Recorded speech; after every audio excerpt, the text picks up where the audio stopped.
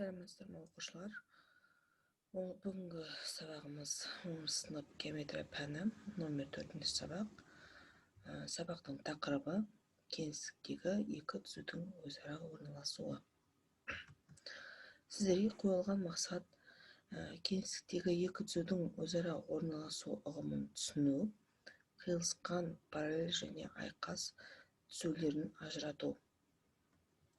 Жетістік критериялары: кеңістіктегі екі түзудің өзара орналасу ұғымын түсінеді, қиылысқан параллель және айқас түзулерін ажыратады. Жазықтықта қиылыспайтын екі түзу параллель болатынын білеміз. Енді кеңістіктегі түзулердің анықтамасын берейік. Бірінші анықтама: кеңістікте бір жазықтықта жататын және өзара қиылыспайтын екі түзу параллель түзулер деп аталады. Түзулердің параллельдігі кеңістіктегі де жазықтықтағы сияқты белгіленуі m параллель n-ге. Теорема: түзу және осы түзуде жатпайтын нүкте арқылы бір ғана жазықтық жүргізуге болады. Екінші теорема: қиылысқан екі түзу арқылы бір ғана жазықтық жүргізуге болады. Үшінші теорема: берілген түзуден тыс жатқан нүкте арқылы сол түзуге параллель бір ғана түзу жүргізуге болады. Келесі суретте көріп отқандарыңыздай m және n түзулері берілген жазықтықта m және n түзулері берілген және бұрыш бетта берілген. Бұл жерде m және n түзулері бір-біріне параллель.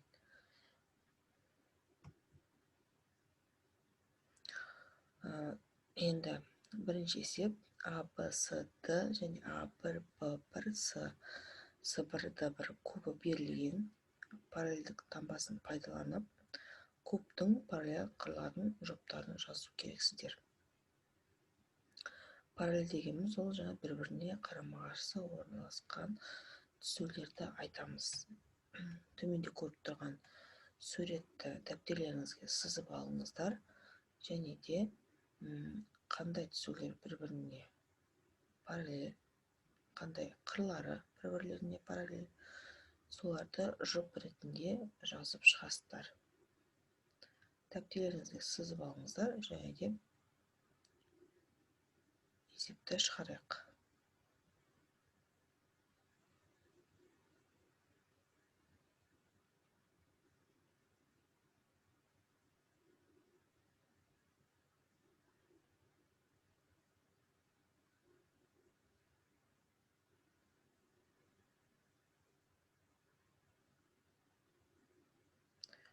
Параллель жұптарын жазып болсаңыздар жақсы. Келесі тапсырмаға көшейік. Келесі бірінші суретті көріп отырсаңыздар, бірінші суретте AV, A1 және SK, S1 жазықтарының қиылысу сызығын көрсетіңіздер. Берілген суретте қай жерде қиылысу сызығы бар, соны көрсетесіздер. Ол үшін бірінші суретті дәптерлеріңізге көшіріп сызып алыңыздар және де осы екі жазықтықтардың қиылысу сызығын көрсетулеріңіз керек.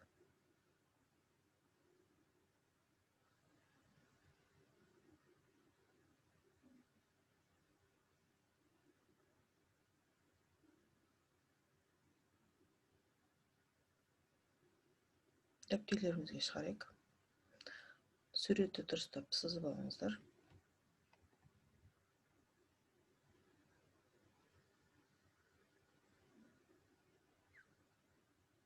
Қиылысу сызығын көрсетсеңіздер, келесі екінші PQ түзуі мен ABC жазықтығының қиылысу нүктесін салыңдар. Ол үшін сіздер екінші суретке назар аударыңыздар. Екінші сурет арқылы ABC жазықтығының қиылысу нүктесін салу керексіздер. PQ және ABC жазықтығының қиылысу нүктесін салу керексіздер. Дәптерлеріңізге екінші суретті сызып алыңыздар және осы екі түзу мен жазықтықтың қиылысу нүктесін салыңыздар. Дәптерлерімізге саламыз.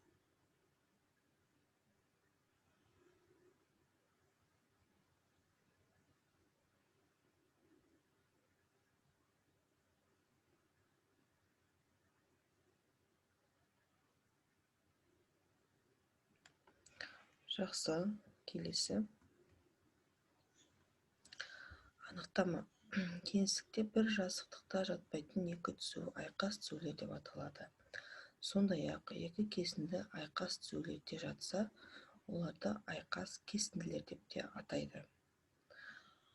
Аншы суретті қарасаңыздар, түзулер S және S түзуі және ABS түзулері бір-бірін кесіп өтіп жатыр. Бұлар айқас түзулер деп аталады. Және де екінші суретке қарасаңыздар, B түзуі берілген, оны B түзуін штрихтап көрсеткен жазықтықта, және де A түзуі B түзуін кесіп өтейін деп жатыр. Бұларда айқас түзулер деп аталады. Келесі. Айқас түзулер белгісін жазықтықта. Егер түзулердің бірі берілген жазықтықта жатса, ал екінші осы жазықтықта бірінші түзуге тиісті емес нүктеде қиып өтсе, онда бұл екі түзу айқас болады. 16 суретті қарасаңыздар, жазықтық берілген, жазықтықта альфа бұрышы және А түзуі, Б түзуі, К нүктесі берілген. Б түзуін штрихтап созған кезде және де А түзуі сол штрихты А түзуін созатын болсақ, онда ол жаңағы Б-ның штрих түзуін сызып өтеді. Сонда бұл бізде айқас түзулер. А түзуі бізде Б түзуінен Б түзуінің бойында жатқан жоқ. Ол басқа жазықтықта жатыр. Сондықтан олар екеуі айқас болып есептеледі. Келесі. ABCD және A1BC С1Д1 кубы берілген айқас түзулерде жататын куб қырларын жұптарын жазыңыздар. Өздеріңіз енді куб сызасыздар. Кубқа осы берілген әріптерді белгілеп, осы кубта айқас түзулер жататын куб қырларын жұптарын жазасыздар. Дәптерімізге бірінші суретін салып алыңыздар кубтың және әріптермен белгілеп алыңыздар. Және де жаңағы қырларын жұптарын жазып өтіңіздер. Дәптерімізге жазайық.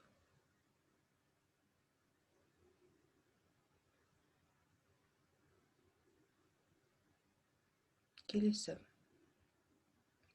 Бірінші тапсырманы болсаңыздар, келесі тапсырма көшейік. Келесі екінші. Берілген нүкте арқылы өтетін және берілген түзумен айқас болатын түзу салыңыздар. Өздеріңіз дәптерге кез келген жазықтық салып,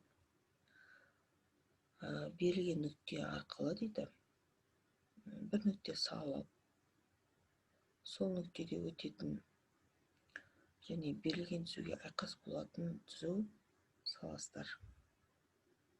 16 суретті еске түсірсеңіздер, сол арқылы мына екінші тапсырманы орындауға болады. Дәптерлеріңізге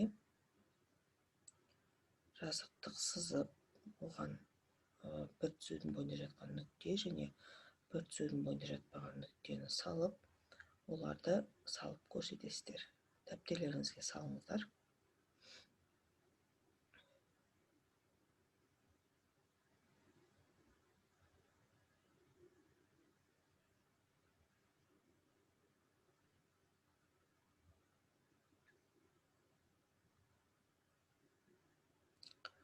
Жақсы, келесі тапсырма.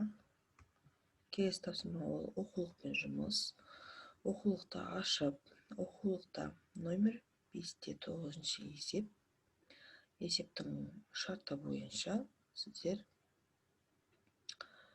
параллель белгісін қолданып және айқас түзулерді қолданып берілген суретті салу керексіздер. Және де сол жерден параллель жұптарды бөлек жазып және айқас түзулерді бөлек жазып шығасыздар дәптерлеріңізге.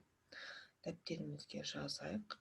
Бірінші номер 5-9 есептің шартын мұқият оқып алыңыздар. Сол арқылы дәптерге суреттеріңізді салып,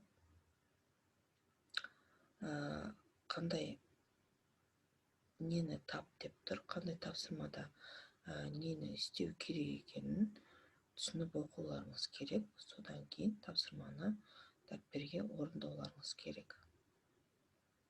Ендеше тапсырманы орындайық дәптерімізге. Берілген мұқият оқып шығыңыздар.